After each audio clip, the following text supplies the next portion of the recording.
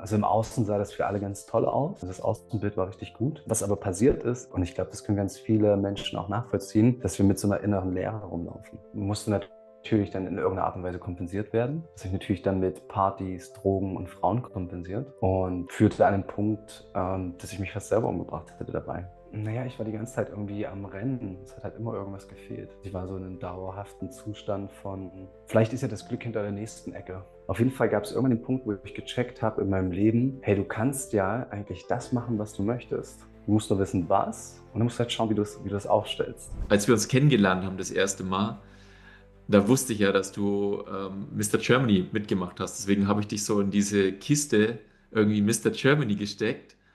Und als ich dieses erste Mal Ach dann, so, das war beim Garbage Festival. Ich habe jetzt gerade überlegt, ja, oder? genau, Wir sind das genau. erste Mal beim Garbage begegnet. Sascha hatte von dir ganz viel erzählt. Und wiederum hat wahrscheinlich Sascha viel von mir erzählt. Und ja, okay, und dann haben Ja. wir uns beim Garbage kennengelernt. Stimmt. Und als wir uns das erste Mal gesehen haben, da habe ich halt gemerkt, krass, du bist ganz anders, als ich, als du mir, als ich dich halt in die Kiste reingesteckt habe. Ich wusste halt nicht, was zu erwarten ist. Und deswegen fand ich es auch so spannend oder finde ich es spannend, von dir zu hören. Wie kam es denn überhaupt dazu, dass du diese Mr. Germany-Sache halt angegangen bist? Mhm. Vielleicht magst du einfach ein bisschen so die Story erzählen, wie es dazu kam. Ja, ja, sehr, sehr gerne.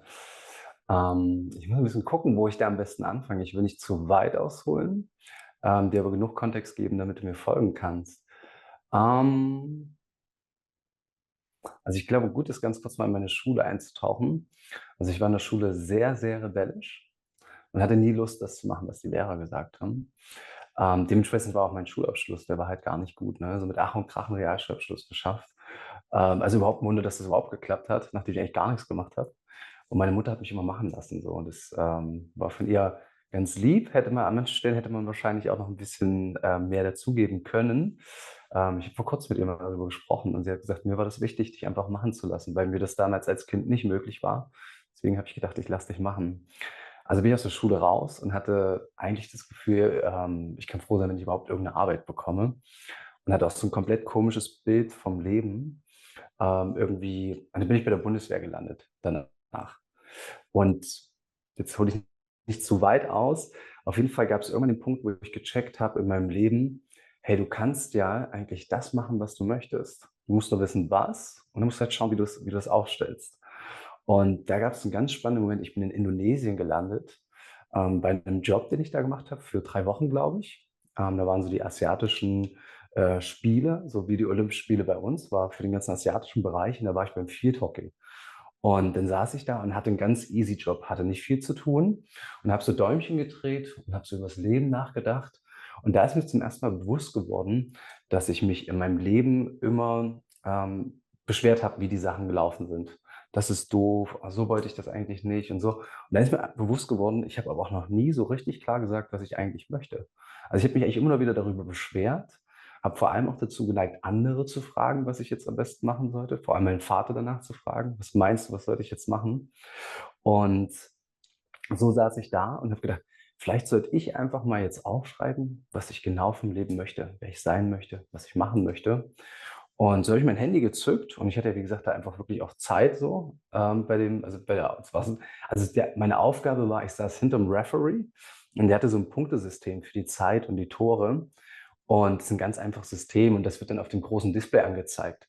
Aber weil das ja auf dem großen Display ist, falls da irgendwas schief laufen sollte, dann kann der mich sich zu mir umdrehen und dann kann ich sagen, okay, du musst da drücken, dann müsste es wieder laufen. Mhm. Aber das ist halt nie passiert.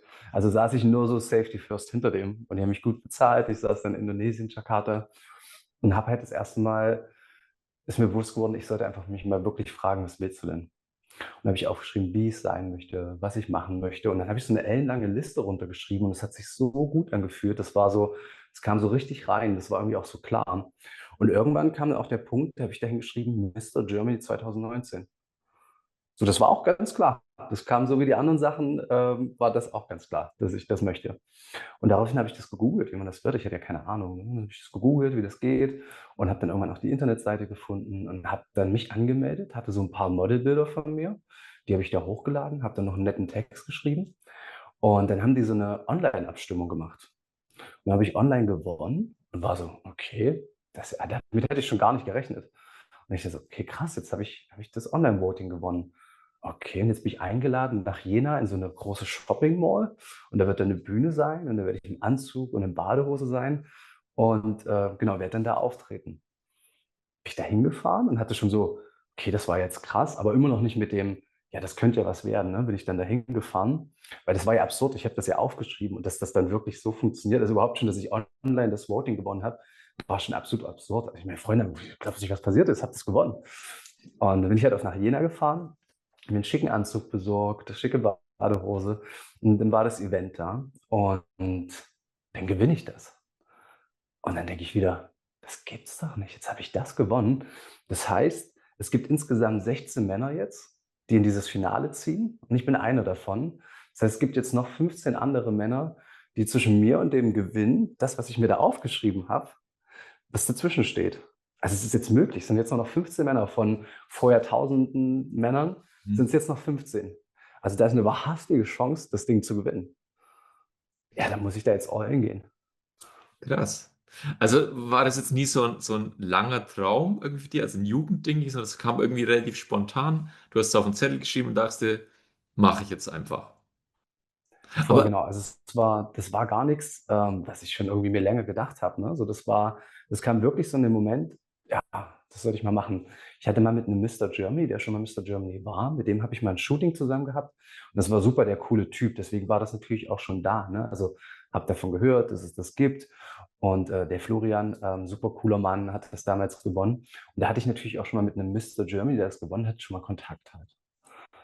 Also, es kam verstehe. nicht komplett aus ungefähr so. Also, durch Florian habe ich auf jeden Fall mit dem Shooting mit ihm genau, hatte ich schon mal mit 'nem Mister Germany zu tun, der das schon mal gewonnen hat. Das heißt, du warst aber so ein bisschen in dem Model-Business unterwegs praktisch vorher? Ne, also eigentlich als Personal Trainer habe ich gearbeitet im Fitnessbereich. Mhm. Das war eigentlich mein Ursprung. Ich hatte nebenbei da hatte mir, glaube ich, in Leipzig irgendwann mal 'n Fotograf geschrieben: „Hey, du siehst doch gut aus.“ Ich hatte so meinen Instagram-Account mit 'n paar Followern drauf und der hat geschrieben: „Hey, willst du nicht mal vorbeikommen? Wollen wir mal 'n Shooting machen?“ Und dann hatte ich damals mit dem Shooting gemacht. Das waren aber sehr, sehr schöne Bilder und die hatte ich damals genutzt, um mich bei dem Online-Voting anzumelden. Dann kamen die mir natürlich haben die mir voll zugespielt, ne? Ach so, ja, und mit dem Florian habe ich ja kennengelernt. Genau, daraufhin hatte ich dann noch 'n paar andere Shootings gemacht. Auf das hatte ich dann noch, Christian kennengelernt, hatte 'n ganz toller Fotograf aus Leipzig. Mit dem habe ich dann Bilder gemacht. Genau, und dann ging das eigentlich auch schon in die Richtung, dass ich gerne in dem Modelbereich was machen möchte. Mhm, verstehe. Ja, genau. Ja, Und dabei hatte ich Florian bei dem Shooting kennengelernt. So war das, ja. ja krass. Ja, spannend. Ähm, wie war es denn so? Also, ne, also okay, die Geschichte habe ich verstanden, wie du dahin gekommen bist. Was hat sich bei dir verändert, als du das Ding gewonnen hast? Wie war das für dich? Hm, ja, das war spannend. Ich war ja vorher angestellt. Also, meine letzte Anstellung war bei H&M im Klamottenladen und da bin ich im hohen Bogen rausgeflogen. Und vorher meine ganzen anderen, Arbeiten, die ich hatte, also auch im Personal Trainer Bereich, in den Fitnessstudios, bin ich auch jedes Mal rausgeflogen. Nach einer bestimmten Zeit. Die fanden mich am Anfang super toll. „Oh, schön, dass wir dich im Team haben.“ Und ich habe irgendwann immer so 'n Punkt gehabt, mittlerweile habe ich's natürlich reflektiert. Ich werde dann irgendwann ich fange dann an zu sabotieren. Wenn ich mich nicht gesehen fühle, wenn ich mich nicht gewertschätzt fühle, wenn die mir auf 'n Sack gehen mit irgendwas, wo ich denke: „So 'n Scheiß“, dann habe ich unbewusst angefangen zu sabotieren, habe ich irgend Scheiß gemacht halt, ne? Und deswegen bin ich natürlich dann immer wieder im hohen Bogen einmal rausgeflogen. Und H&M war meine letzte Anstellung. Die haben mich halt wirklich im hohen Bogen auch noch mal 'ne andere Geschichte, also, da habe ich auch richtig Blödsinn gemacht. Und da bin ich rausgeflogen und das war der Punkt, wo ich gedacht habe: „Okay, also, es könnte sein, dass du immer nur blöde Chefs bis jetzt hattest. Da könnte aber auch sein, dass 'n Teil von dir damit zu beiträgt, dass das immer nicht klappt.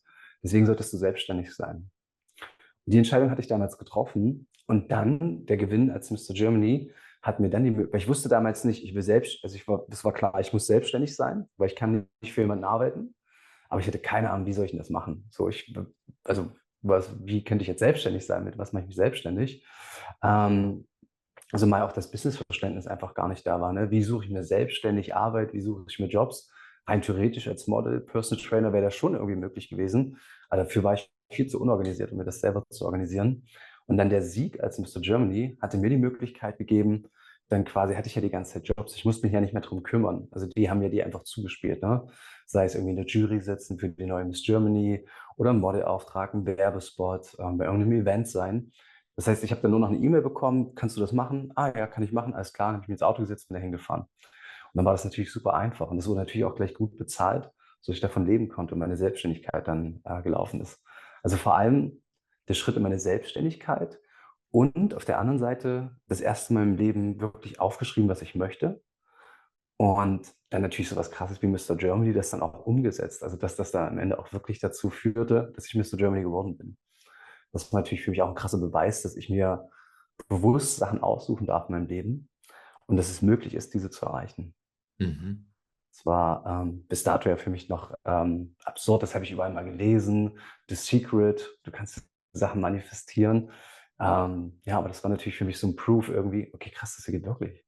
Also hast du damals schon realisiert, dass das tatsächlich, also dass da auch tiefere Mechanismen wirken? Also dass es jetzt nicht nur einfach so eine Glückssache ist, sondern schon so eine bewusste Entscheidung, ich will das, ich nehme mir das vor, ich mache das und dann klappt das irgendwie auch.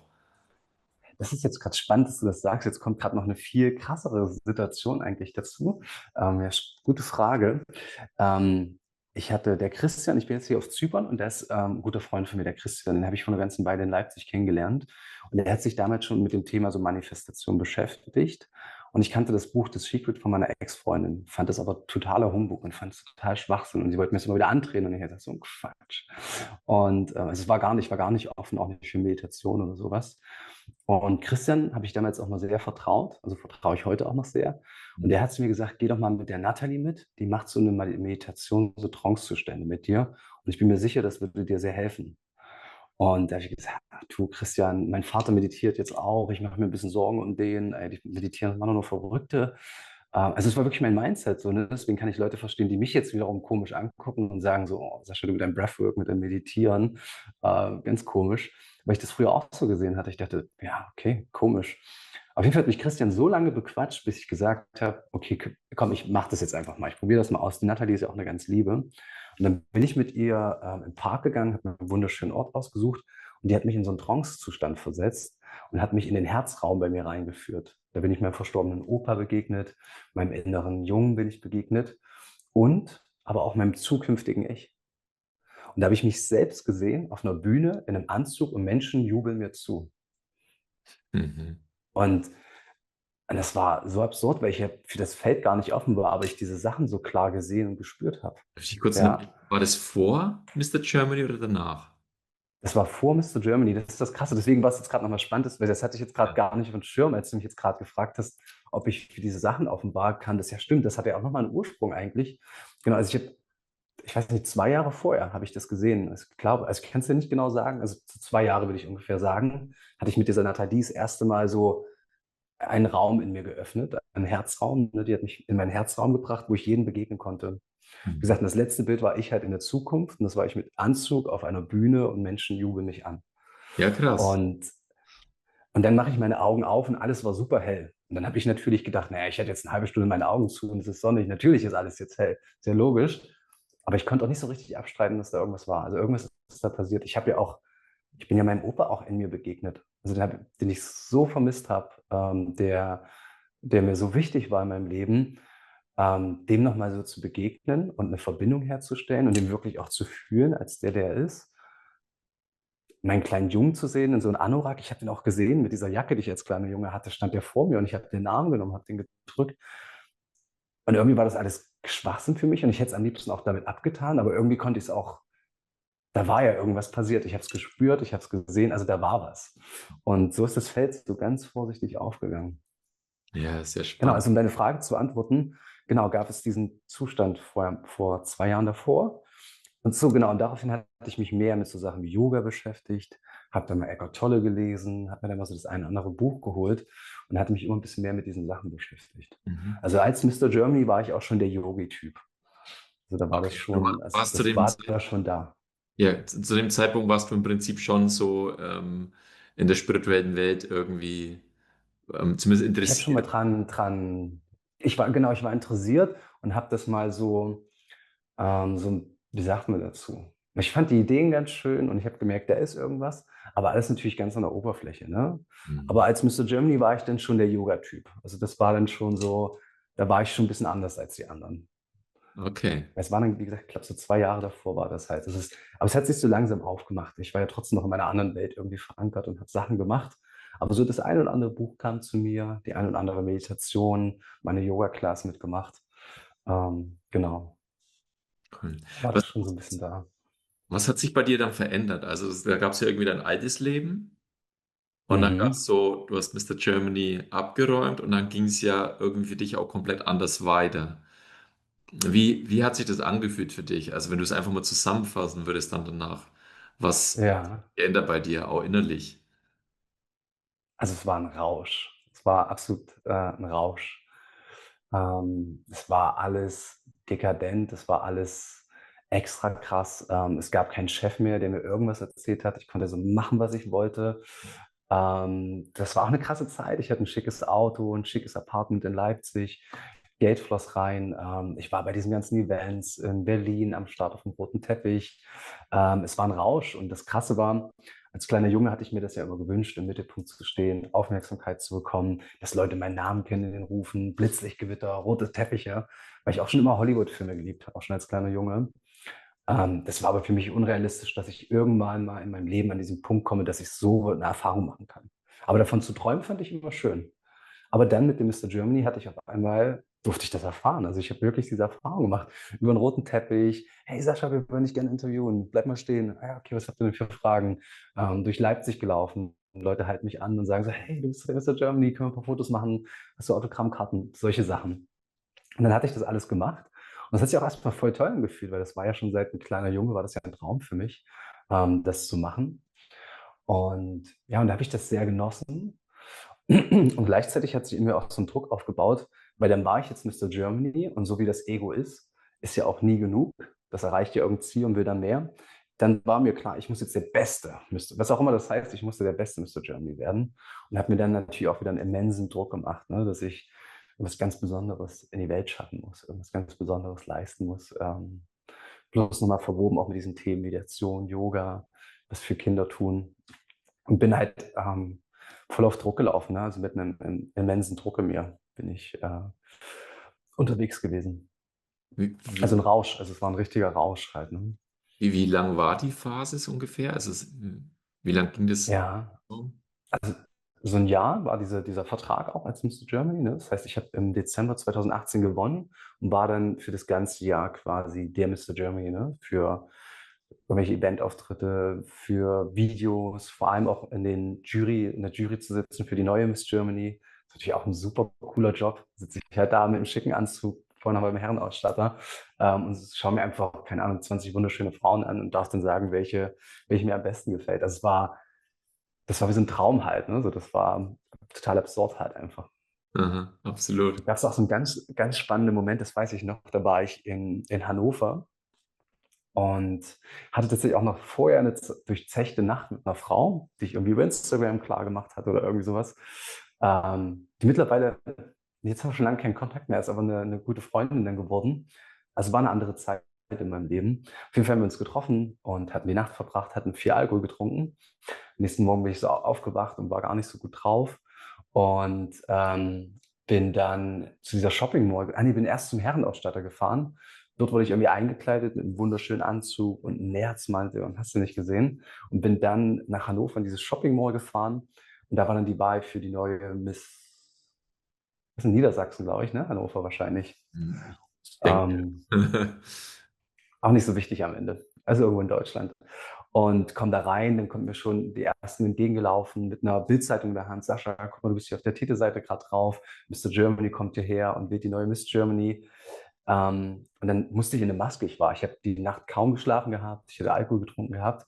Und dann haben die gesagt, ja, es gibt ja nur für die Missen eine Umkleide. Dann musst du mit zu denen jetzt hoch und kannst dich da ein Make-up machen lassen. Und dann bin ich da reingegangen und dann waren da einfach 20 wunderschöne Frauen. Und vorher haben die erst an der Tür geklopft und dann so, ja, Entschuldigung, Mädels, können wir kurz reinkommen? Und die so, ja, wir haben den Mr. Germany, der müsste mal kurz in die Maske kommen. Und alle, und schreien halt rum und werden übelst crazy. Und ich stehe vor der Tür und denke, es geht halt einfach gerade hier um mich. Wie crazy ist das? Kommen da rein, alle freuen sich, halbnackte, wunderschöne Frauen. Alle gucken mich an mit den riesengroßen Augen. Das war, ja, absurd halt. Also wirklich eine ganz, ganz surreale Situationen, Erfahrungen, die ich da so machen konnte. Und Ja. immer wieder solche Events, ne? Sei es Berlin mit irgendwelchen Red Carpet-Angelegenheiten, wo du danach natürlich zu irgendwelchen Aftershow-Partys eingeladen wirst, wo es komplett ausgeartet ist. Also das alles auch mitgenommen, ne? Also diese ganze Bandbreite, die es da so gab. Okay, es klingt auf jeden Fall nach Ja, Jet Set Live und nach viel Spaß in der Zeit. das war richtig witzig. Und dann natürlich, und das ist der Kehrpunkt, ne, mich dann halt da drin auch verloren. Ne? Das war Hm. dann, was dann so schade war, ne, dann auch festzustellen, dass das, was ich mir gedacht habe als kleiner Junge, Mittelpunkt, Rampenlicht und das alles ist so toll, zu erfahren, das zu erfahren und da festzustellen, wenn du das erfährst, dass das eigentlich gar nicht so geil ist, wie ich mir gedacht hätte. Weißt du, wenn du so einen Traum hast dein ganzes Leben und lieber diesen Traum zu träumen, wenn du den gar nicht erfährst, bleibt es ja immer dein Traum, dann ist das ja immer diese schöne Fantasie von diesem Traum. Aber wenn du die Erfahrung machst, weil ja eh immer alles beide Seiten hat, wenn du auf einmal diese Erfahrung machst und merkst auf einmal, das fühlt sich voll leer an, das macht mich vor allem nicht glücklich. Das ist natürlich dann intensiv gewesen für mich, der Moment. Ja, also wie kam es dazu? Wie hast du das gemerkt dann? Wie hat sich das gezeigt bei dir, dass du erkannt hast, dass es das jetzt nicht ist? Also, ne, weil ich kann es gut nachvollziehen, man hat so einen großen Traum, dann lebt man das und dann ist ja erstmal die Vorstellung so irgendwie wahrscheinlich, ne, du bist irgendwie jetzt angekommen auf einem Mhm. gewissen Level und dann zu merken, dass es das jetzt nicht ist, das ist, wie ging das vonstatten? Das Spannende ist, das gerade auch gesagt, im Außen waren natürlich alle. Ne? Sascha hat es jetzt geschafft. Der Sascha ist dann meine Freunde aus Halle, aus Halle Neustadt, aus meiner Jugend. Boah, was macht er jetzt hier? Wie krass ist das denn? Also im Außen sah das für alle ganz toll aus. Das Außenbild war richtig gut. Was aber passiert ist ich glaube, und ich glaube, das können ganz viele Menschen auch nachvollziehen, dass wir mit so einer inneren Leere rumlaufen. Und die ist mal präsenter und mal weniger präsenter. Und solange ich diese Geschichte getragen habe von, ich könnte ja irgendwann mal berühmt werden und irgendwelche Sachen machen, solange kannst du ja glauben, dass diese Leere sich im Außen füllen würde, wenn du das erreicht hast. Also ich hatte ja quasi diese Karotte vor meiner Nase die ganze Zeit. Natürlich bin ich innerlich leer, weil ich ja nicht da bin. Dann hatte ich aber auf einmal glücklicherweise diese Karotte zum Beißen bekommen. Also ich konnte an dieser Karotte rumsnacken und spüre, dass die Leere nicht weggeht, sondern ganz im Gegenteil, dass die Leere größer wird. Und dann zu erkennen, dass das nicht gefüllt hat, das war erstmal ein richtig Scheißgefühl. Weil dann bin ich ja die ganze Zeit dahin gerannt. Also ich bin ja die ganze Zeit einer Sache hinterhergerannt, weil ich dachte, da ist es. Mein Glück, meine innere Fülle, das ist es. Also ohne damals zu wissen, dass es innere Fülle ist. Ne? Also diese Leere, ich habe ja irgendwas gespürt, so ein Mangel, eine Sehnsucht nach was. So irgendwas, das muss gefüllt werden, irgendwas brauche ich. Und da dachte ich, das wäre es. Und dann zu erfahren, dass es das nicht ist, hat halt das Loch so viel tiefer gerissen, weil dann ist ja auch die Frage, was ist es denn dann? So, also dann ist es ja noch viel auswegloser. Vorher hatte ich ja irgendwas, wonach ich rennen konnte, dann hatte ich ja nichts mehr. Mhm. Habe es ja dann erreicht. Ja, Ja, und das wie ist dann so mit, ja. ähm, bist du dann, wie kann ich mir das vorstellen? Also das ist ja wahrscheinlich, so wie ich es verstehe, auch ein Prozess, ne? Also das ist nicht von heute auf morgen, Mhm. sondern sowas, das baut sich ja auf, irgendwie wahrscheinlich mal gut, schlecht, dann immer fühlt man das mehr und mehr. Hm, Wie bist du dann vorgegangen? Weil es gab ja dann einen ziemlich starken Wechsel auch so in deinem Leben, also zu dem, was du halt jetzt machst. Wie war der Prozess? Also hast du die innere Klarheit einfach, kam das einfach zu dir? Bist du dann so auf deinem Weg einfach vorangegangen und irgendwie es kam eins zum anderen oder hast du da ganz bewusst Entscheidungen getroffen? Wie war dieser Bewusstwerdungsprozess für dich? Zum einen, an was liegt's und was mache ich dann? Also wo geht's hin? Mhm. Mhm. Mhm. Naja, also dass sich das Loch da nicht in mir gefüllt hat, musste natürlich dann in irgendeiner Art und Weise kompensiert werden. Das habe ich natürlich dann mit Partys, Drogen und Frauen kompensiert. Und das führte an einen Punkt, dass ich mich fast selber umgebracht hätte dabei, dass ich mir einfach eine Überdosis reingehauen habe. Das. Und ja, das war ein krasser Moment auf jeden Fall. Und da habe ich dann, da gab es, das war natürlich so ein kurzer Wake-up-Call. Und das hat einmal kurz richtig Duft gemacht. Weil ich auch bis zu dem Zeitpunkt auch mit Drogen und ich war dann einfach so, ich mache hier nichts platt, ne? Ich bin so stark, ich haut nichts aus dem Latschen. Und da hat es dann jetzt erstmal richtig geknallt und ging es mir gar nicht gut. Und da war dann der Moment, wo ich gedacht habe, Ja, also entweder, also wenn du dich umbringen willst, also aber ich habe gemerkt, irgendwas in mir unbewusst führt mich ja gerade dahin, in meine Selbstzerstörung, also mich selbst zu vernichten. Und dann habe ich mir gedacht, so, okay, also wenn ich das wirklich, wenn das ein Weg ist, dann kann ich den ja jetzt, kann ich mich ja dafür entscheiden und kann den auch gehen und das wirklich auch tun, aber dann tue ich es richtig, nicht nur halbherzig irgendwie mit mal im Club irgendwie zu viel nehmen. Oder ich ändere das jetzt alles und führe so ein richtig schönes Leben. Aber Mhm. dafür muss ich herausfinden, was das heißt, ein richtig schönes Leben zu führen. Und dann hatte ich, also ich stand an diesem Scheideweg, ne? Also da stand ich dann halt. Und das Also natürlich mit dieser ja. bist du damals wie kam das? Also bist du ins Krankenhaus gekommen oder so? Also war das so richtig so eine Situation, wo du praktisch an dein Limit gekommen bist und danach war wie so eine Art Aufwachen? Also war das schon so Also ich bin ein... nicht in einem, Hm? also ähnlich, also ich bin nicht in einem Krankenhaus wach geworden, sondern noch ein bisschen anders. Äh, also ich weiß, es gab dann diesen Moment, dass ich es dann irgendwann nach Hause geschafft hatte. Ähm, und dann lag ich in der Wanne und hatte meinen Körper gesehen. Der war total geschunden, also der war, sah nicht gut aus. Ich habe mich nicht gut gefühlt. Und das war der Moment, wo mir das so klar geworden ist, wo ich dachte, so, du stehst jetzt hier halt am Scheideweg gerade, ne? So, entweder beendest du es halt, dann mach's richtig, oder geh halt jetzt richtig los. Mhm. Und dann kam da so ein Gefühl in mir, so, nee, ich habe Bock, ich habe Lust. Ich habe Lust rauszufinden, was ein geiles Leben ist. Ich habe wirklich Lust rauszufinden, was es ist, glücklich zu sein, erfüllt zu sein. Wer ich bin, wenn ich nicht irgendjemand darstellen möchte.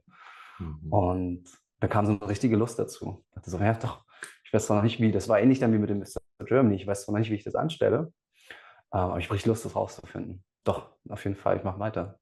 Mhm. Ja. Das, Und dann, wann war das? War das dann so, muss ja dann irgendwie so kurz vor Corona gewesen sein, oder? Bevor es so mit Corona losging.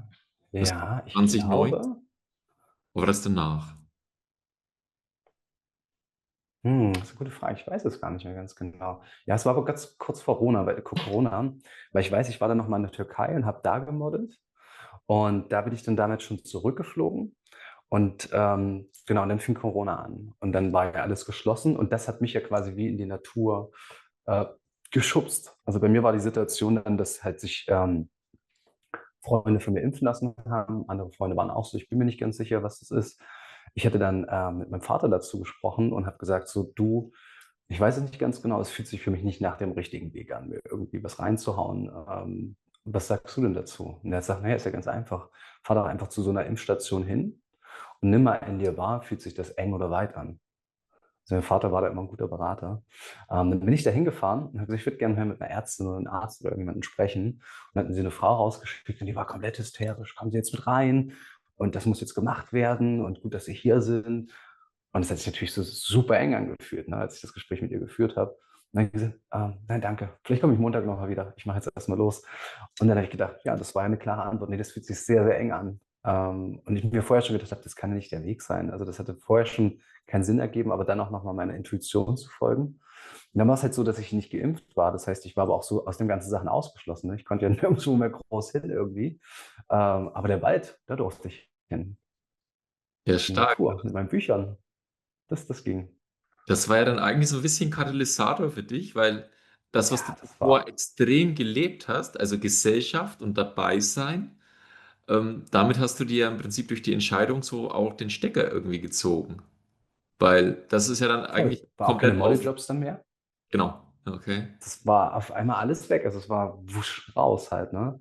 Also das ganze Ding war halt so spannend, dass ich zum einen diesen Mr. Germany bekommen habe, so einen Turbo-Boost bekommen habe für ein Jahr, wo ich quasi das, was Männer, auch Frauen, wo die vielleicht 40, 50 werden, manche checken es gar nicht, also die diesen Traum hinterherrennen. Ich habe das auf einmal bekommen, habe das in einem Jahr durchgelebt, habe da drin meine Erfahrung gemacht, bin damit richtig krass auf die Schnauze gefallen, habe dann erkannt, krass, so funktioniert es nicht. Und dann konnte ich aber auch nicht weitermachen, weil das alles weggezogen wurde und dann bin ich in der Natur gelandet. Das ist cool. Also es war gesegnet, geebnet, geführt. Also natürlich habe ich das auch getan, ne? Also natürlich habe ich das auch gelebt.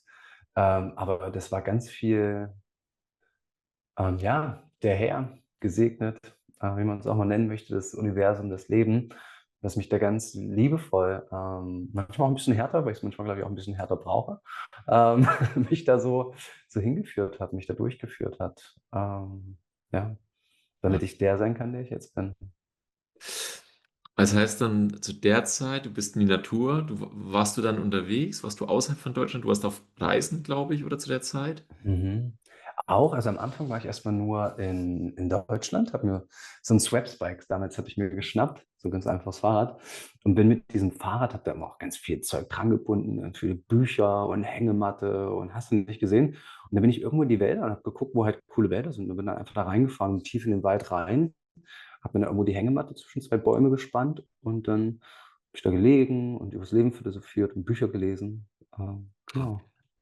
Also es ist Und wirklich, dann gab es irgend hm? ja, Du hast wirklich den Weg gewählt, also du bist wirklich so richtig in die Natur und genau, hast richtig hier einfach zurückgezogen. Zeit verbracht. Genau, war mit mir alleine. Genau, war so richtig schön bei mir.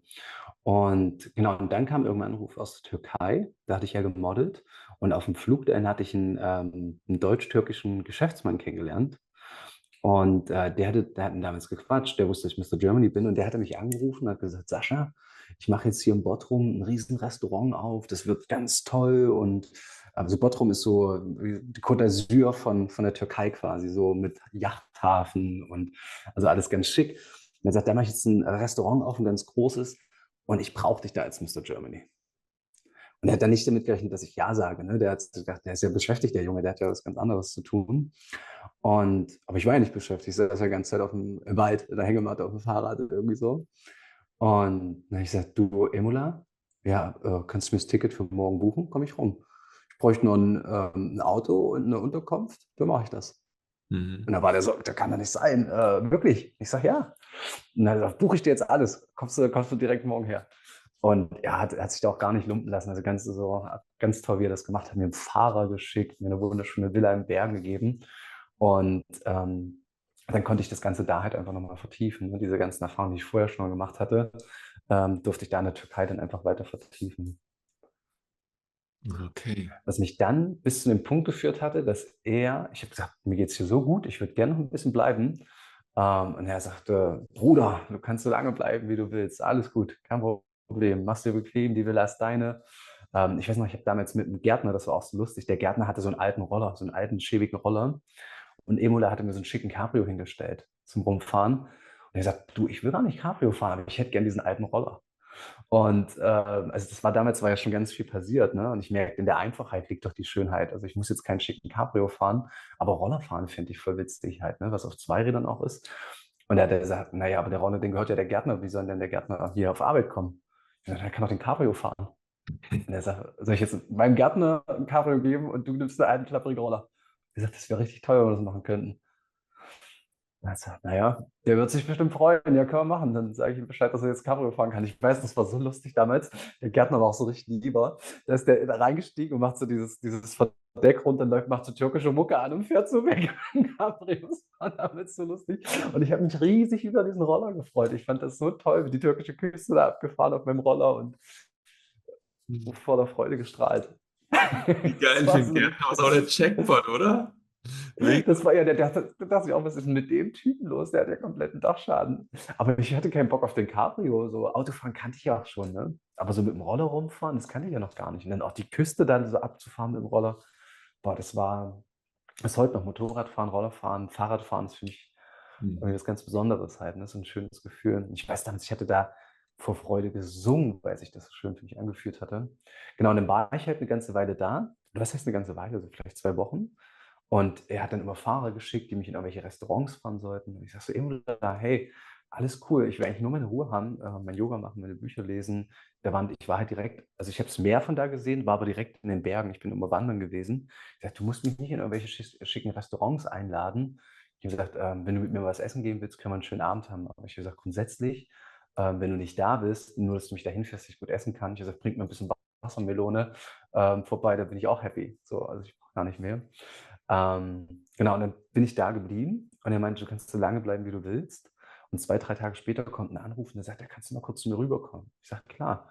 Ich sag, was ist denn los? Und er sagt er so, ja, Corona, das Restaurant, das war alles so teuer.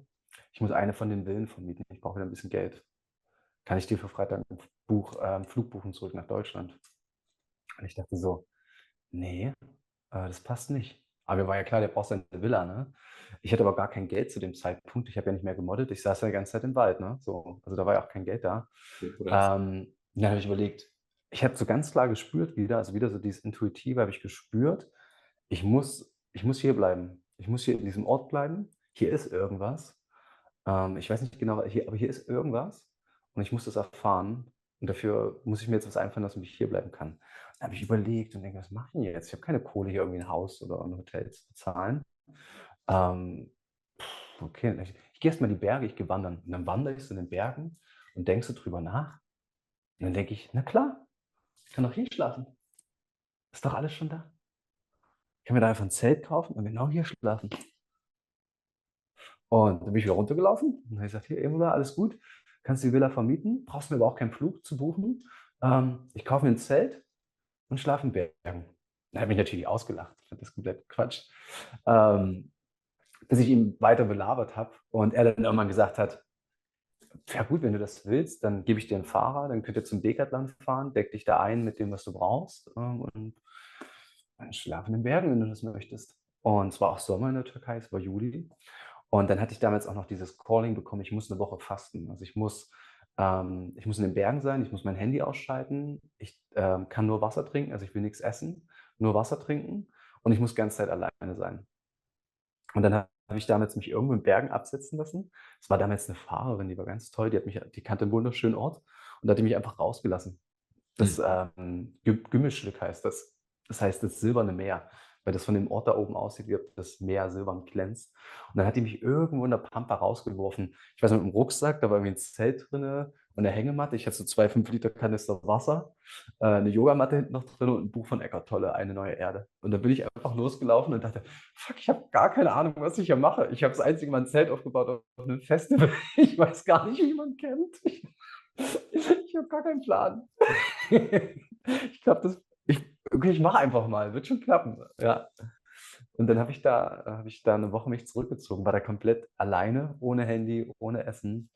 Das war auch noch mal 'ne krasse Transformation, was da in dem Moment passiert ist. Also, da ist so richtig da ist so richtig Raum entstanden in mir. Da Mhm. ist richtig was Altes gegangen. Hattest du das schon immer, also dieses Calling, so wie du es nennst, also dass du irgendwie weißt, was zu tun ist? Wie Das wie Verrückte ist, wie ist so ich dein kann dein mich Kompass da? Also, wie nimmst du das wahr? Ich glaube, das ist aber interessant, ähm weil das ist ja schon so 'ne Fähigkeit, das auch irgendwie auf irgend 'ne Art und Weise wahrzunehmen, was jetzt halt dran ist oder was zu tun ist. Das ist 'ne spannende Frage. Ich kann mich nicht mehr erinnern, wie das als Jugendlicher war oder als Anfang, Mitte 20-Jähriger, das kann ich nicht sagen. Also, wirklich erst seitdem ja, ich würde sagen, seitdem so die ersten Meditationen zu mir gekommen sind. Und ich würde sagen, mittlerweile kann ich's dir eigentlich ganz klar sagen, was ich in diesen Momenten mache. Es ist 'n innerer Kompass, der sich ausrichtet. Ich weiß mittlerweile, dass bestimmte Menschen die Möglichkeit haben, Sachen zu sehen. Bei mir ist es 'n Gefühl. Also, intuitiv fühle ich, dass es da jetzt grade lang geht. Mhm. Und es kommt manchmal wie so 'ne Information rein. Ähm, und was es dafür braucht, ist Stille. Also, wenn es 'n Punkt in meinem Leben gibt, wo ich denke: ja, jetzt weiß ich auch grad nicht so genau, es braucht die Stille. Also, dann mich irgendwie zurückzuziehen in die Natur. Jetzt habe ich natürlich den Luxus, dass das Meer hier direkt vor der Tür ist, mich ans Meer zu setzen, Sterne angucken oder aufs Meer einfach starren, ruhig sitzen bleiben, 'n Notizbuch dabei haben, dass ich die Informationen aufschreiben kann. Und manchmal ist es halt zum Beispiel wie in der Natur, als ich dann da mit meinem, Zeug stande, hatte ich ja gar keinen Plan, was ich da mache. Also, ich habe mir noch 'ne Dusche gebaut damals, weiß ich noch, mit 'm Messer da so in so 'ne alten 5 Liter Kanister Löcher reingestochen, damit ich mich mal ab und zu kalt abduschen kann. Also, es wird dann wie geführt. Aber es ist die Stille. Also, die Stille spricht, wie das Buch ja von Eckhart Tolle auch schon heißt. Mhm. Es kommt immer wieder nur aus dieser Stille heraus. Wenn ich so in meinem geschäftigen Tun bin, dann bin ich auch im Kopf, ne? Dann hängt das bei mir auch drinnen, ne? Also, es Mhm. kann dann halt auch 'ne Atemtechnik kann auch helfen. Sport, grade Laufen, so was Monotones, wo du einfach nur oder Fahrradfahren ist für mich auch immer was ganz Tolles. Genau, oder einfach irgendwo sitzen in der Natur. Handy, vor allem das Handy beiseite legen. Das ist so der Killer für deine Intuition, für den inneren Kompass. Und den haben wir alle. Also ich bin mir ganz sicher. Also ich bin mir ganz sicher, dass auf eine, irgendeine Art und Weise du das hast. Ne? Also manche sehen sogar Sachen, ne? Oder die haben einen Traum und sehen da Sachen und können das dann in ihren Alltag einbinden. Ähm, Ja, genau, aber spannend. bin ich ganz sicher, dass diese innere Stimme, diesen inneren Kompass, den tragen wir alle in uns. Der ist halt ein bisschen verdeckt halt. Ne? Den kann man Mhm. halt freilegen. Ja, sehe ich auch so. Also ich denke auch wirklich, dass das jeder irgendwie hat. Und aus so meiner Erfahrung, der wird stärker. Also gerade wenn man so auf dem spirituellen Weg ist, also viel meditiert und auch so ein bisschen an sich arbeitet, wird der klarer und stärker. Und ich merke manchmal, bei mir ist es so ein Sog. Wenn ich manchmal nicht weiß, wohin, dann halte ich kurz an und fühle in die Situation. Manchmal habe ich wirklich, also zum Beispiel nicht jetzt auch so was Banales, wie soll ich rechts oder links entlang gehen, ne? Welchen Weg soll ich jetzt gehen? Halte ich Mhm, kurz mhm, an und ich habe so das Gefühl, mich zieht's in einen Weg. Oder wenn ich bei meiner Arbeit bin und ich weiß jetzt gerade nicht, was soll ich als nächstes machen, dann halte ich kurz inne und ich habe so einen Sog, mich zieht's jetzt zum Beispiel zurück an den Schreibtisch und eben nicht aufs Sofa oder nicht in die Küche, um was zum Essen zu mhm, machen. Und wenn ich dem folge, dann merke ich auch, dass das dann halt auch irgendwie float. Also obwohl ich vielleicht mhm, manchmal mhm. müde bin und dann zieht es mich so an den Schreibtisch und dann setze ich mich hin, mache und auf einmal bin ich dann voll vertieft in der Arbeit. Deswegen war es für mich spannend, halt mal zu hören, wie du das wahrnimmst, also dieses Calling, in welche Richtung soll es gehen. Ja, ist spannend. Ja, also du hast das ja auf jeden Fall auch, ne? Also die Begegnung, die wir hatten, weiß ich auf jeden Fall, dass dir das auch so geht. Dass Ja, du da ja. auch was wahrnehmen kannst, ne? Dass du das Ja. folgen kannst. Ich muss jetzt mal, das nehme ich gerade wahr, jetzt müsste die Sonne ein bisschen flacher sein. Ich hätte gerne ein bisschen Sonne. Ich muss mal kurz meinen Rollo wieder hier ausrichten. Oh, schön. Oh, so schön. Ja, das hat sich gerade nicht gut angefühlt, dass das gerade nicht da ist. Die Ja, Sonne ist jetzt auch genau hinter der Palme. Ich weiß nicht, geht's vom Licht her so? war Ist gut. okay? Ja, Ja, okay. Ähm, genau. Was ich so ein schönes Bild finde, ist der Shaolin. Und das können wir uns ja alle vorstellen, ne? Diese Shaolin, die diese Bretter durchkloppen oder irgendwelche Steindinger. Also, hat ja jeder schon mal gesehen, ne? Dass die so verrückte, übermenschliche Sachen machen. Und das Spannende ist, die Technik, die die nutzen, es ist immer eine absolute Ruhe. Sie gehen in so ganz tiefe Entspannung. Natürlich, weil die mental auch sehr stark sind, ne? Aber über Atemtechniken bringen die sich in 'ne Ruhe. Dann ist es eine ganz klare Intention, die da setzen. Also, die werden jetzt dieses Brett oder diesen Stein da durchschlagen. Das spielen die gedanklich auch schon mal durch. Und dann mit einem Schlag aktivieren die, also, die sind in Parasympathikus, in der Entspannung. Und mit einmal aktivieren die den Sympathikus, gehen in die Kraft und dann puff. Und danach aber sofort wieder in die Entspannung rein. mhm. Und das merke ich auch so für mich. Das gelingt mir mal mehr, mal weniger. Also, jetzt vor unserem Gespräch war ich in so einem Hetzen drinne. Das noch und das, oh, das muss ich noch mal, ah, fuck, jetzt habe ich das vergessen, das noch. Das ist immer ein bisschen anstrengend dann. Deswegen war ich am Anfang auch so jetzt so hin und her gerissen irgendwie, weil's nicht so geklappt hat. Aber im Idealfall, wenn es gut läuft und dann kommen auch diese Flow-Zustände, bin ich in der Ruhe, dann weiß ich, was jetzt gerade getan werden darf. Dann tue ich das in der Aktivierung und komme dann aber auch wieder in diese Entspannung rein. Und dann wird ja danach wieder klar, was jetzt Nächstes getan werden kann. Mhm. Das, Und das ist, glaube ich, gesund und dann ist deine innere Führung da, ne? Dann hast du ja immer wieder diesen Raum. Weil sonst die Außenwirkungen sind ja so groß, ne? Dann ist da noch eine Nachricht, da ist noch ein Anruf, ein Freund hat gerade geklingelt, du darfst den Termin nicht vergessen, was weiß ich, was ich glaube, dass es halt auch schwer ist für viele so, wenn man im normalen, ich sag mal im Anführungsstrichen normalen Leben hier ist, mhm. dieses kurze Innehalten und dann auch noch die Möglichkeit zu haben, wirklich die Entscheidung auch frei zu treffen, weil du halt dementsprechend frei bist zum gewissen Grad und nicht von früh bis abends verplant bist. Also, ich glaube, diese Checkliste ist ja unendlich, ne? Also, du kannst ja versuchen, deine Checkliste abzuhaken, aber die wird sich ja auch immer wieder auffüllen, ne? Mhm. Ähm, für mich, für mein Leben fühle ich es, am Meer zu sitzen: „Okay, jetzt möchte ich einen Podcast mit Joachim aufnehmen.“ Und danach gehe ich wieder ans Meer, in meine Entspannung zurück. Ist mir bewusst, dass das, nicht jedem so möglich ist, weil manche auch Kinder haben, in der beruflichen, vielleicht auch eine Firma haben, Verantwortung haben für Leute, die, das Geld auch brauchen. Deswegen auch da, aber du kannst ja trotzdem, schauen, was wird jetzt gerade getan. Du hast zum Beispiel einen wichtigen Business Call gehabt Und danach dir eine Minute zu nehmen, kurz mal deine Augen zu schließen, mal kurz durchzuatmen und dann weiter in das Nächste zu gehen. Ich Mhm. denke, dass diese Minute von mir aus, wenn am Ende ist es ein bewusster Atemzug, der wird doch möglich sein. Einmal ganz kurz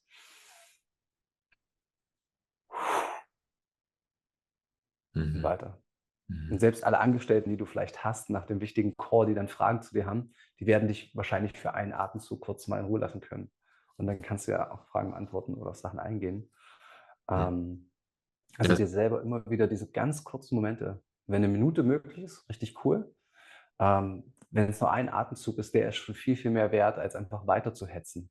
Du, ja, du kommst ja in so ein Stolpern. So, das ist ja gar kein Fließen mehr, das ist ja nur so ein, ja, ja, ja, absolut.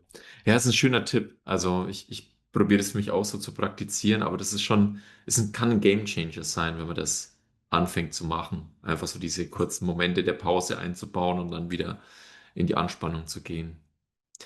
Ähm, es ist halt fast zu banal, damit dass es halt funktioniert, ne? Weil es ist fast zu einfach, ne? Ein tiefer Atemzug, was soll mir das schon bringen halt, ne? So, ja, das ist jetzt besser. Es wirkt zu einfach, dass es wahr sein kann. Aber wenn du das für dich praktizierst, mehr und mehr, das ist ja wie so ein Muskel, den du trainieren musst, mehr und mehr, wenn du dir diesen einen Atemzug jedes Mal wieder gibst, nachdem dass du was getan hast, wirst du mehr und mehr die Qualität in diesem Atemzug feststellen. Weil auf mhm. einmal spürst du, wie der Atem reinkommt. Du spürst, dass sich Nasenhaare bewegen, du spürst, wie es in deine Lungen geht, du spürst auf einmal, wo der Atem in deinem Körper gerade ist, wie dich das füllt, du merkst vielleicht sogar ein Kribbeln, merkst bei der Ausatmung, wie die Schultern so runtergehen, du dich entspannst. Und umso öfter du das tust, umso mehr Qualität bekommt das auf einmal für dich. Ja? Dafür musst du es halt mal anfangen. Ja, ja, absolut. Ja. Ähm, wie kam es dann zu deinem Wechsel? Also ich habe gesehen auf deinem Instagram, du hast da auch Peaceful Warrior stehen, Mhm. was sehr gut passt, einfach zu deiner Energie, so wie du bist.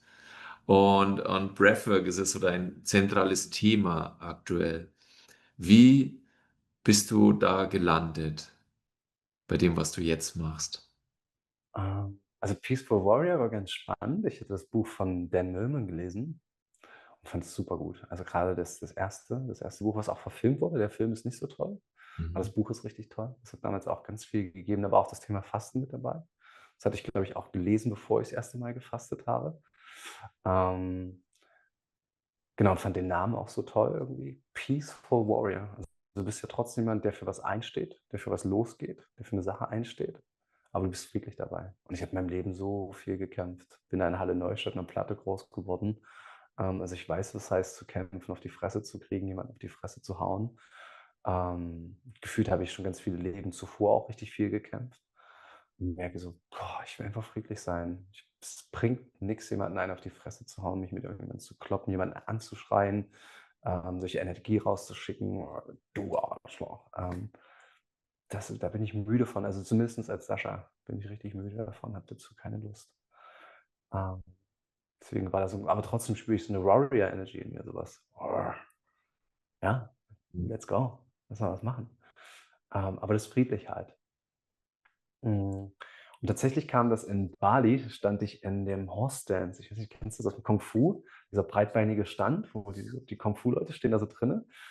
Und ich stand da für 45 Minuten in diesem Horse Dance in Bali im Istana, so ein wunderschönes Spa, auf so einer Wiese mit dem Cliff und das Meer. Und dann stand ich da so. Und es ist übelst heftig, weil das kommt in Wellen. Also bei mir war es so ungefähr nach 5 Minuten fing das halt an, der ganze Körper zu zittern so. Und dann ist halt alles in dir sagt, hör auf, das ist zu krass, lass es sein. Das Spannende ist, den Horstdance musst du aufhören. Also du kannst nicht zusammenfallen. Also der hört halt erst auf, wenn du den aufhörst. Also Ja, du musst bewusst das stoppen. Also du kannst nicht zusammenfallen. Also du stehst da stabil in dir. Aber der Körper fängt halt irgendwann zu schütteln und es ist super unangenehm. Und ich dachte, ich bleibe jetzt aber einfach stehen. Und irgendwann beruhigt sich das wieder. Der Körper hört auf zu zittern, das wird wieder ganz ruhig. Dann wird der Verstand auf einmal auch richtig, richtig ruhig. Und dann denkst du so, wow. Und dann fängt es langsam wieder an. Dann wird es wieder doller. Dann kommt es so in Wellen. Und in einer der ruhigen Wellen kam dann so Peaceful Warrior. Ja, das fühle ich voll. mhm. Genau, dann habe ich das geändert. Und dachte so, ja, das ist eine Energie, die würde ich gerne nach draußen tragen. Ja, ist schön. Ja. Ja. Und Und hast du zu dem Zeitpunkt schon Breathwork auch gemacht? War das? ja, ja, ja, ja. Ja. Das hatte da schon ganz großen Raum auch in meinem Leben zu dem Zeitpunkt. Also der Ursprung war tatsächlich durch einen Kung-Fu-Meister an meiner Schule. Der ist bekannt durch Wetten, dass. Der hat sich Reisschüsseln an seinem Bauch über ein Vakuum gesaugt und hat dann damit Autos gezogen. Also ohne seine Hände, sondern der Vakuum mit dieser Reisschüssel. Ja. Und hat er Autos damit gezogen. War bei Wetten, dass. Super spannender Mann, hat sich auch für meine Heimat da in Halle ganz viel eingesetzt, macht da ganz tolle Sachen. Und der kam eines Tages, weil wir so die krasseste, chaotischste Schule wahrscheinlich in Halle hatten, hat er gedacht, dann gehe ich in die Schule und rede mal mit denen. Und dann kam er in unsere Schule und hat dann auch schon mitbekommen, als er in meiner Klasse war, dass ich wahrscheinlich derjenige bin, der stören wird. Und der hat aber so eine spannende Präsenz, dann kam der direkt auf mich zu und dann hat er gesagt, hier, ich kann dir heute jetzt was zeigen, was dir vielleicht helfen könnte in deinem Leben. Oder du machst halt irgendwas anderes. Aber dann störe mich nicht dabei. Dann kannst du da hinten in die Ecke gehen, kannst da Blödsinn machen. Oder du bleibst hier und ich zeige dir das heute mal. Und das fand ich geil, weil das irgendwie gefühlt der erste Erwachsene war, der nicht gesagt hat, du machst das jetzt, sondern das oder das. Aber auch mit einer Klarheit. Also ich hätte auch keinen Bock, den auf den Sack zu gehen. Also wenn er hatte so eine Klarheit, dass ich bei dem auch nicht gemacht hätte. So, dann wäre ich wirklich in die Ecke gegangen, hätte er Scheiße gemacht. Und dann habe ich gesagt, nee, ich würde das gerne mal sehen. Und dann hatte der so uns Atemtechniken gezeigt. Und so hatte der, als ich 13, 14 Jahre alt war, so den Samen gesät. Also es ging vor allem auch, wie man mit Ärger, also mit so, ja, so einer Frustration, so einer Wut in sich, wie man damit umgehen kann. Dass man halt nicht jemand anders eine reinhaut. Ja, dann hatte der uns das gezeigt damals. Hat den vor 3, 4 Jahren getroffen in Halle.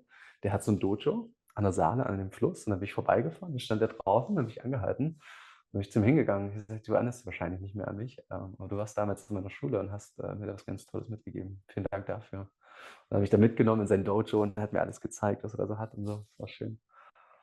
Ja, coole Story. Und das war so der Ursprung von dem Thema.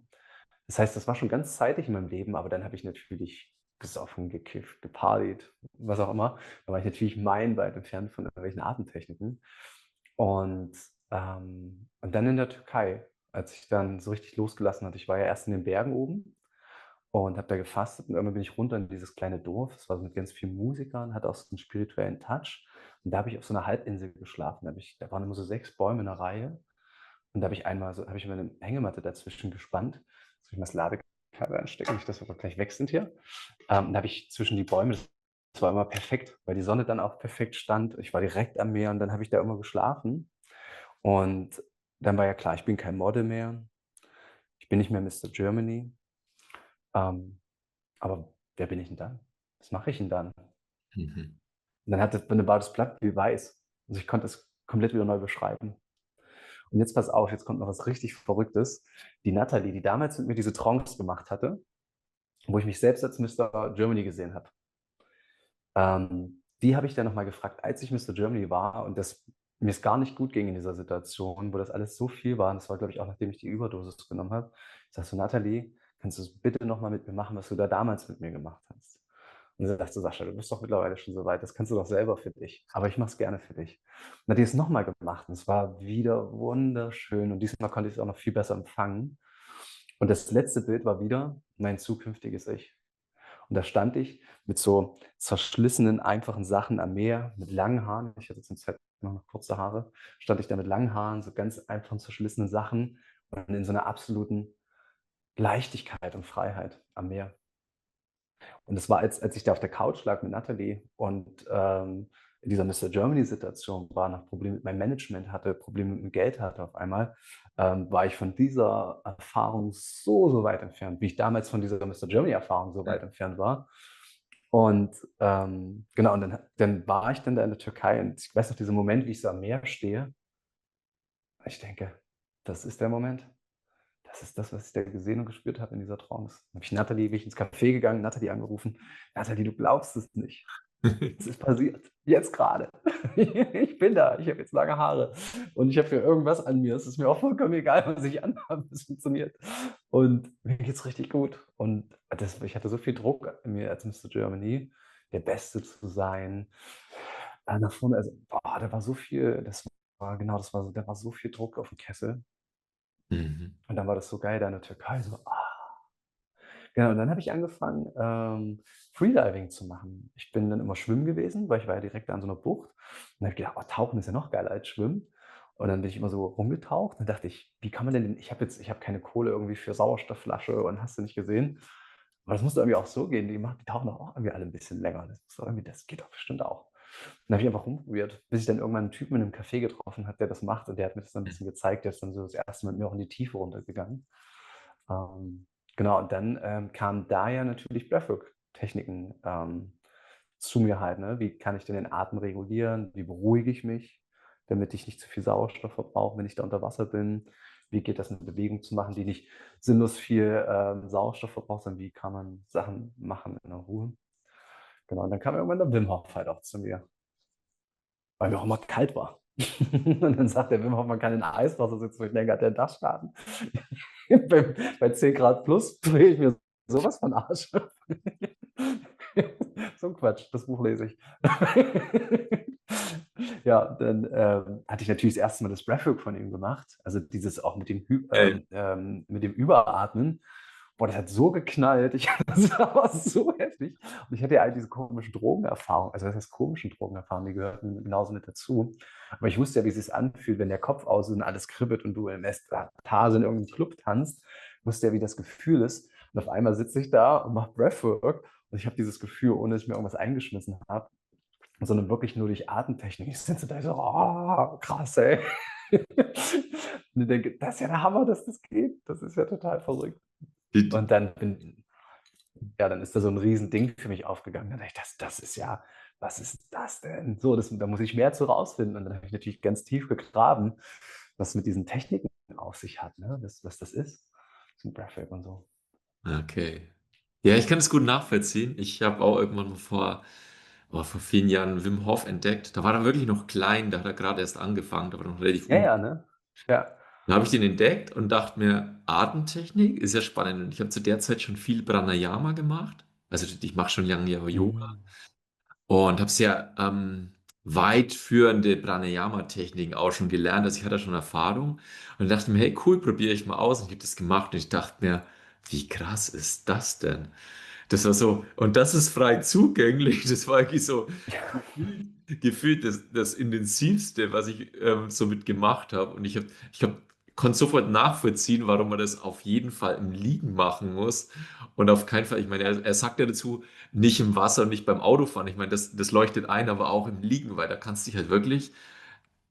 du halt einfach schwarz vor Augen werden. So, geht. Das ist mir auch schon passiert. Ich musste Ja, es natürlich dann auch an die Spitze treiben, ne? Ich war ja dann so hyped von der ganzen Sache, irgendwie geil. So, was geht denn da noch? Wie krass kann das noch werden, ne? Und da weiß ich noch, in Bali hatte ich dann immer so 'n Breathwork gemacht und ich bin immer krasser geworden, immer krasser und habe so richtig Gas gegeben. Und irgendwann hat's mir natürlich voll eingeatmet und hat's mir dermaßen ich kannte schon dieses, dass das so 'n bisschen weggeht, aber dass mir so richtig einmal die Lichter ausknipst, das hatte ich noch nicht zu dem Zeitpunkt. Und ich war natürlich auf'm Schienbein habe ich gesessen und ich bin so richtig nach vorne auf den Boden geknallt mit dem Gesicht. Dann auch so 'n fieses Cut auf der Nase dann, ne? Und das war so witzig, weil also ich knall so auf den Boden, komme wieder zu mir, komme so hoch und denke: „Hat mir jemand eine reingehauen?“ Weil du weißt ja nicht, du bist ja kurz bewusstlos gewesen. Du weißt ja erst mal nicht, was zuletzt passiert ist. Das setzt ja dann die Realität wie so 'n Puzzle wieder zusammen. Und ich ja. sitze so da, denke: „Habe ich jetzt eine reinbekommen?“ Gucke mich so um, aber da ist ja keiner. Ich denke so: „Oh fuck, meine Nase.“ Und dann Breathwork, Boden. Ach, scheiße, ja, okay. Dann fand's aber war's auch so 'n bisschen lustig irgendwie. Ist Ja, mir auch voll. schon mal passiert. Ist mir auch schon mal Ist ja passiert. auch schon, ja? Ja, ja. Im Stehen, ich habe eine Übung im Stehen gemacht und habe die ein bisschen falsch gemacht und mir hat die Energie hochgekickt und auf einmal war einfach schwarz und ich bin einfach komplett unkontrolliert umgefallen. Und seitdem bin ich auch vorsichtiger. Und das ist halt krass, weil es einfach so, wenn man das Gefühl mal, also ich bin noch nie ohnmächtig geworden, aber wenn es wirklich dich einfach so ausknipst, das ist, ja, Das es ist schon ist sehr, geil auch. ja, Also, aber auch ich sehr muss sagen, ich finde speziell, es weil auch halt, gerade wenn es du ist speziell, stehst, ja. ist es halt richtig mies halt. Ja, ich spiele immer mal mit dem Edge halt, ne? Grad wenn ich auch so Sachen im Stehen kannst du das ja noch 'n bisschen krasser auch provozieren. Ich finde Mhm. es manchmal auch spannend, damit zu spielen und das ist wie so Surfen. Wenn du schon so merkst, hier zieht's grad alles weg und du so quasi beim Surfen versuchst, das Ding noch zu halten. Ich habe das jetzt erst ich weiß gar nicht, ob's heute war, letztens irgendwie 'ne Yogaübung gemacht und da war das halt auch so und ich merke auf einmal, mit der Atmung, das Yoga. Und ich dachte so, oh, okay. Dann habe ich so einfach mit dem Edge so ein bisschen gespielt, kurz bevor die Lichter ausgehen. Dann ist es, finde ich, ein sehr witziger Zustand, weil es verändert sich ja alles. Ne? Du fühlst dich auf einmal anders, Sachen verändern sich. Ähm, ja, find ich Ja, sehr wenn witzig. du zusammenfassen würdest, so ein bisschen, ne, die Reise, ne, was du jetzt so erzählt hast, was hat sich bei dir verändert? Also innerlich, ich meine jetzt gar nicht so im Außen ist klar, das hast du jetzt auch so erzählt, aber von deinem Gefühl, äh, kannst du das beschreiben? Also wie du dich damals gefühlt Mhm. hast und wie du Ah, dich das ist so, jetzt fühlst? ja. Das Verrückte ist, dass das damals halt so weit irgendwie weg ist, ähm, dass schon alleine der 25, 24-jährige Sascha hm, so kaum greifbar ist noch irgendwie für mich. Ähm, also, naja, ich war die ganze Zeit irgendwie am Rennen. Es hat halt immer irgendwas gefehlt. Ich war so in einem dauerhaften Zustand von, vielleicht ist ja das Glück hinter der nächsten Ecke. Und vor allem früher hat sich das halt auch so viel in Videospielen und Partys und hast das nicht gesehen, ausgedrückt. Und jetzt zum Beispiel, es geht gerade die Sonne da gerade so langsam unter dem Hügel. Jetzt kann ich aber auch am Meer sitzen oder auf meinem Dach sitzen und einfach so den Sonnenuntergang angucken und denken, schön, Dankeschön. Und kann dabei entspannt sein. Und ja, das wäre undenkbar früher gewesen. Ne? Hm, Eine innere Ruhe. wohl. Nicht vollkommen, also immer auch noch Anteil, der noch was sucht, der dann irgendwo auch so in Heilung so sein nächstes Spiel gefunden hat. Ich könnte ja das noch heilen. Und jetzt habe ich rausgefunden, dass da eine Verletzung ist, jetzt kann ich die noch heilen. Da kann man sich natürlich dann auch so in der Bubble kann man sich natürlich dann auch irgendwie glauben, dass dann in innen da irgendwie noch was passieren muss. Und das fängt mich schon manchmal noch ein, dass ich das Gefühl habe, da muss jetzt gerade noch irgendwas getan werden oder da ist noch irgendwas nicht so, wie es sein sollte. Aber es ist viel leichter, den Moment zu genießen und in dem Moment wirklich auch anzukommen und zu erkennen, hier und jetzt ist alles, was ich habe. Hm, Und ist auch alles, was ich brauche. hm, schön. Ja. Cool, ja, ja, ich kann es gut nachvollziehen. Ich habe so, wo du erzählt hast, wirklich so einige Parallelen auch bei mir entdeckt. Also so, ne, wo ich gemerkt habe, so, ich habe gewisse Sachen früher schon erlebt.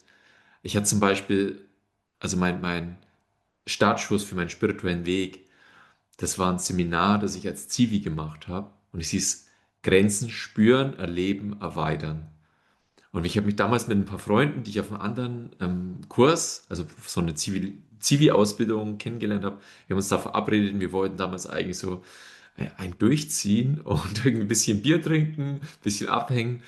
Und dann ging das los und der das gemacht hat, die meinten dann gleich am Anfang, hey Jungs, wir wissen genau, was ihr sonst normal so macht, aber wir würden euch wirklich bitten, während des ganzen Seminars kein Alkohol, keine Drogen, kein Marihuana. Bleibt einfach straight, weil wir haben ein paar ganz tolle Sachen für euch vorbereitet und wir alle so ein bisschen, oh, hm. Und, und wir wussten am Anfang nicht, als wir uns angemeldet haben, wir dachten halt, Grenzen spüren, erleben, also Grenzen spüren, erleben, erweitern. Wir wussten, da war nichts drin gestanden, was wir machen. Wir dachten, vielleicht machen wir Bungee-Jumping oder irgendwas richtig, irgendwas, was knallt. Und das war halt alles, das waren alles Selbsterfahrungstools. Die haben so einen Workshop gemacht mit Breathwork, Meditation, Hyperventilieren, bis wirklich bis in die, also bis wir bewusstlos wurden. Mhm. Und am Ende war eine Schwitzhütte. Die haben uns in eine indianische Schwitzhütte geschickt und die haben uns so richtig gekocht. Irgendwie Oh, 3,5, das. fast 4 Stunden so heiß, dass wir, also ich würde mal sagen, nach 1,5 bis 2 Stunden hatte ich das Gefühl, ich sitze in der Sauna, ich halte es nicht mehr aus und ich muss jetzt raus. Und in dem Zustand haben die uns einfach nochmal 2 Stunden extra drin gelassen. Und am Anfang kämpfst du so vielleicht noch für eine Minute und irgendwann war es nur noch so ein Kämpfen von Sekunde zu Sekunde und irgendwann, keine Ahnung, ich weiß nicht, was da passiert ist, aber es war wirklich so, du landest halt komplett im Hier und Jetzt und Mhm. das war richtig krass. Und nach diesem Seminar konnte ich Kälte willentlich abstellen. Ich konnte nach Hause gehen. Als Zivi habe ich immer auch mal, ich habe zwischendurch im Tag mal kurz Schlaf gebraucht, weil die Nacht halt kurz war. Ich konnte mich hinlegen, konnte schlafen, träumen, auf Toilette gehen und dort weiter träumen, wo ich aufgehört habe. Krass, Und, okay. und es sind ganz viele Sachen freigeschalten worden, die ich dann natürlich halt nach dem Seminar war ich echt irgendwie so mit meinem Bewusstsein und meinem Energielevel irgendwo viel, viel höher. Und weil ich aber wieder ins normale Leben zurück bin, halt als Jugendlicher, na, so zack, zack, habe ich das wieder verloren, auch die Fähigkeiten verloren. Und viele, viele Jahre später, als ich schon, boah, wirklich viele Jahre Yoga gemacht habe und Meditationen, dann sind so manche Sachen wieder freigeschalten worden, wo ich gemerkt habe, krass, diesen Zustand kenne ich. Mhm. Aus diesen, das war wie eine Initiierung. Und ich habe damals schon gewusst, das hat in mir was ausgelöst, was ich suche, also ein Zustand, ein Seinszustand, den ich verloren habe. Aber der war wie schon, da war ich geimpft. Also ich wusste, es gibt einen Mhm. Seinszustand, der ist anders als mein normales Leben. Und mit diesem, das war so ein bisschen wie das bei dir mit diesem Shaolin-Mönch, ne, der in die Schule gekommen Ja. ist und der dir mal kurz was zeigt mit dem Atmen und dann viel später findest du es wieder, weil ich, das war praktisch, das war wirklich so, dass das hat mich in die spirituelle Suche gebracht, weil ich immer gemerkt habe, im normalen Alltag, irgendwas fehlt. Das ist Ja, nicht, ja, ja. da geht mehr, da geht Da geht mehr. noch was, ne? Ja, Ja, ja. da geht noch was, genau. Das wusste ich. Aber ich wusste nicht, wie komme ich da wieder hin? Wie komme ich da dran? Und so Mhm. Meditation und Breathwork und Yoga, also Breathwork aber vor allem, ich hatte auch gemerkt, das ist halt, damit kannst du dich halt, ja, einfach natürlich, clean in einen sehr hohen High-Zustand bringen und auch irgendwie, ich benutze auch oft, um Eingebungen zu bekommen oder ich merke danach auf einmal, ich mache ein Breathwork und ich bin dann auf einmal im Zustand und dann ist alles klar. Und ich muss wirklich schauen, es ist so klar, dass ich weiß, das ist für mein Leben lang klar, aber wenn ich nicht schnell einen Block nehme und mir das aufschreibe, das dauert dann manchmal eine halbe Stunde später. Wie war das jetzt? Du hast dir doch Das gerade ein ist so Seminar Gewusel, ne? ausgedacht. Ist wieder Ja, weg. ja. So viel los halt, ne? Die ganze Zeit irgendwas in Bewegung, ne? Deswegen, ja, wie du es gerade noch mal sagst, ne, wenn du sowas empfängst, halt irgendwie auch immer 'n Notizbuch dabei zu haben, ne? Das Ja, hatten die ganzen Denker und die ganzen Philosophen, die hatten das auch immer dabei. Ne, so, sei es 'n Sokrates oder, wen es da alles so gab, ne? Die haben da auch immer Sachen aufgeschrieben, ne? ja, ja. Ähm, Ich hätte noch eine Frage an dich, so vielleicht auch so ein bisschen Richtung Abschluss von unserem Gespräch. Ähm, Da draußen gibt es ja viele Leute, die irgendwie auch sich auf den Weg machen und auch so ein Gefühl haben, das ist es noch nicht. Ich bin jetzt irgendwo in meinem Leben, aber so mein Gefühl sagt mir, vielleicht da geht noch mehr oder da geht was anderes und die wissen nicht so richtig, ja, wie komme ich da jetzt hin? Wie komme ich aus meiner Situation raus? Wie finde ich das, was ich irgendwo in mir fühle? Was würdest du jemand, wie würdest du, hast du einen Tipp vielleicht oder kannst du was empfehlen für Menschen, die sich so auf den Weg machen? Voll. Ist eigentlich ganz einfach.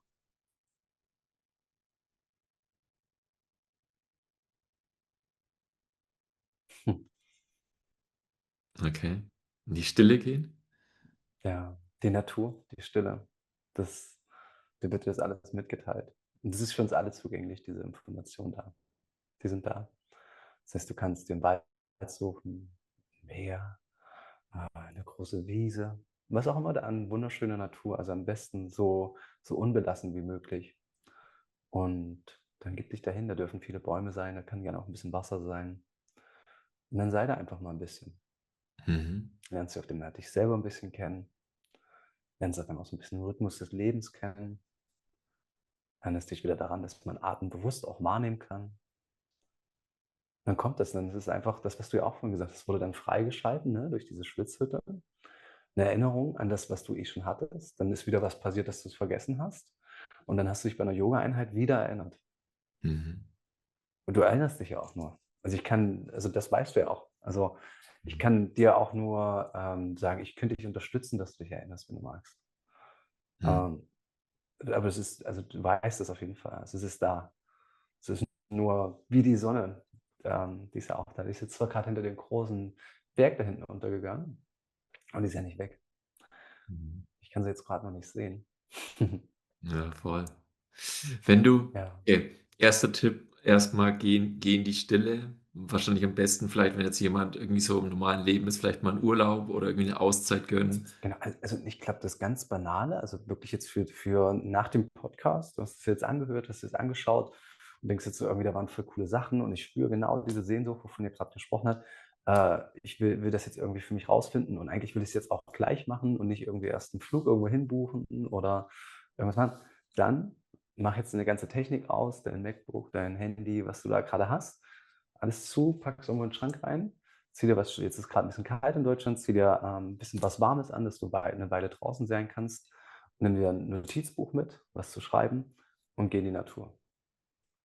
Und komm wieder in, was weiß ich, 2, 3 Stunden. Du wirst dich anders fühlen. Du Mhm. wirst da eine Erfahrung machen.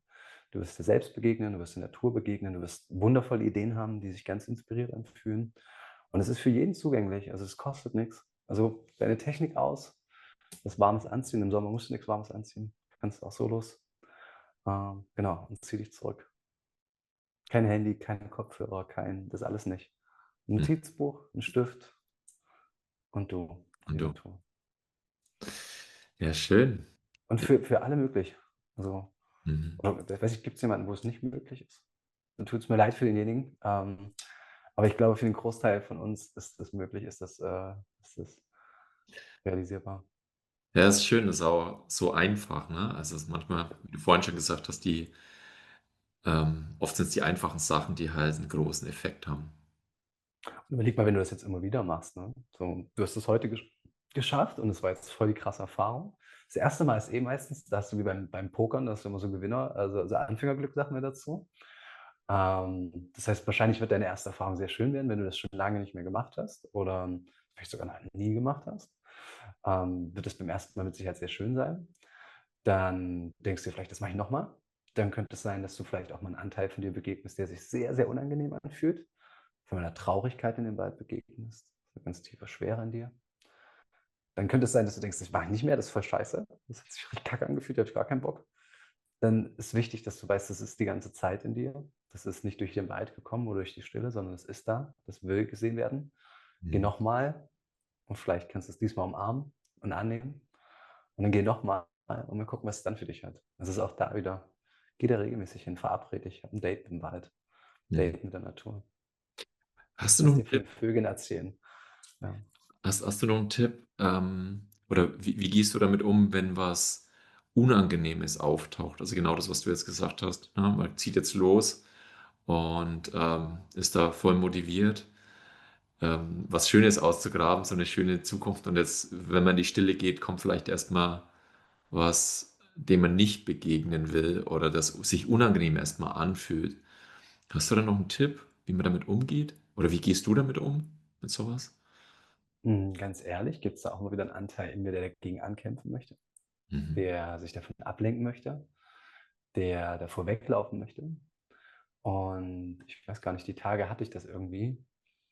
Ich hatte nicht die Kraft, mich damit zu beschäftigen. Ich hatte nicht die Kapazität, vor allem nicht die Lust dazu und habe mich ganz gut abgelenkt. Mhm. Und das ist die ganze Zeit, umso mehr du dich damit beschäftigst, umso präsenter sind die Sachen ja auch. Das heißt, früher waren die Ablenkungen gut, die haben funktioniert. Es ist jetzt schwieriger, mich davon abzulenken, weil ich auch weiß, dass es gerade meine Aufmerksamkeit bedarf, dass ich mir das anschauen kann. Genau, und was passiert in den Momenten? Das ist tatsächlich auf dem Boden, finde ich immer richtig schön, wenn du dich einfach auf dem Boden legst, also wenn du dich groundest, dich wirklich weit machst und dann kannst du mal gucken, was dir gut tut. Also ich finde sowas schön wie, ja, du kannst jetzt hier sein, das ist okay. Und ich finde, dieses Okay ist bei mir ganz kraftvoll, so für das Leben. Weil ich sage nicht, dass das gut ist, ich sage auch nicht, dass das schlecht ist, sondern es ist okay. Weil das ist ja gerade, es ist einfach okay. In dem Moment kann ich aber diesen Widerstand rausnehmen, in dem Moment sage, das ist okay. Mhm. Dann wird das neutral und dann kann das da gerade sein. Und dann ist der Atem halt ganz spannend. Dann kannst du halt bewusst gucken, wenn das okay ist, dann wirst du wahrscheinlich irgendwie spüren, wo das ist, oder du wirst vielleicht einen Gedanken dazu bekommen, es kribbelt vielleicht irgendwo. Und dann kannst du anfangen, mit dem Atmen da bewusst hinzuatmen, ne? Dann kannst du mal gucken, ob du da an die Stelle im Bauch zum Beispiel, ob du hinatmen kannst. Wenn das noch nicht so möglich ist, kannst du auch erst mal nur den Atem kommen und gehen lassen. Wichtig halt, dich zu beruhigen und dieses Okay, also dieses Okay ist für mich ganz kraftvoll. Es ist okay, dass das jetzt so ist.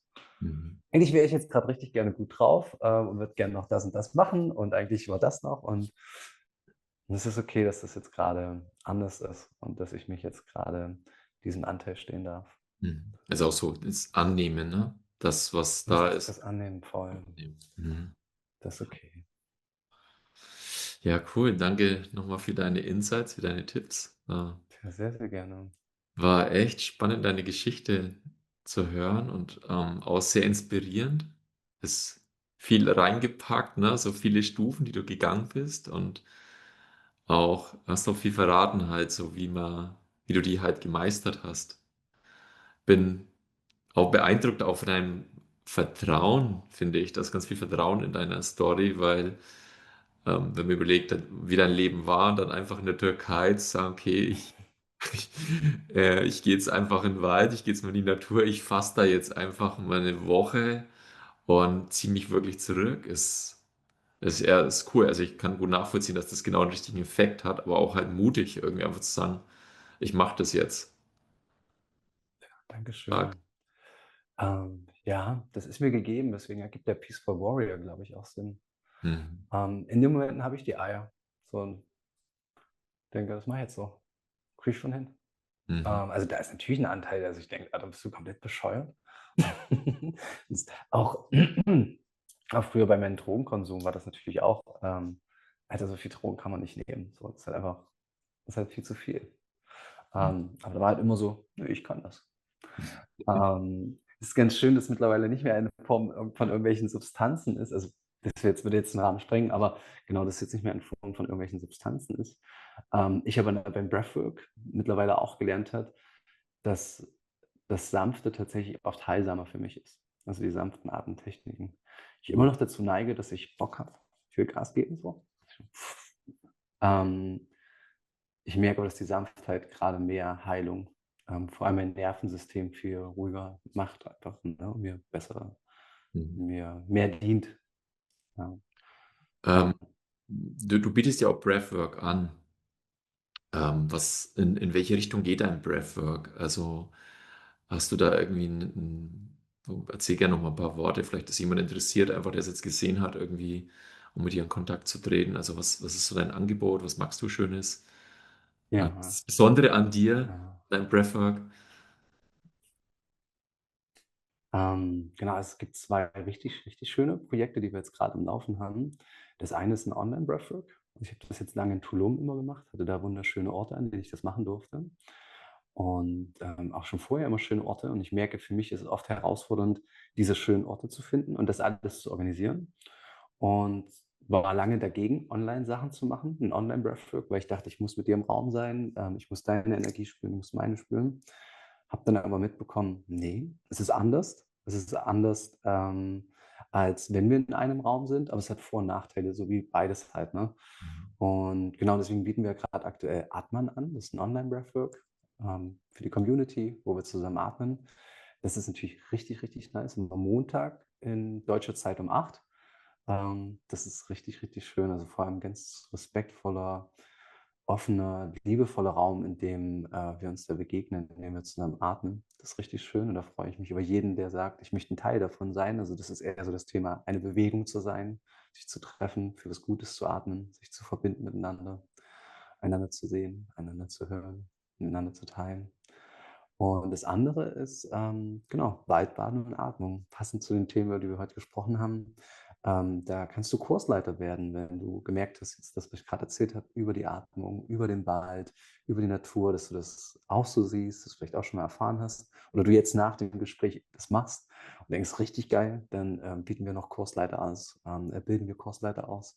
Das heißt, du kannst dann quasi Leute in den Wald führen, zu ihren Arten führen.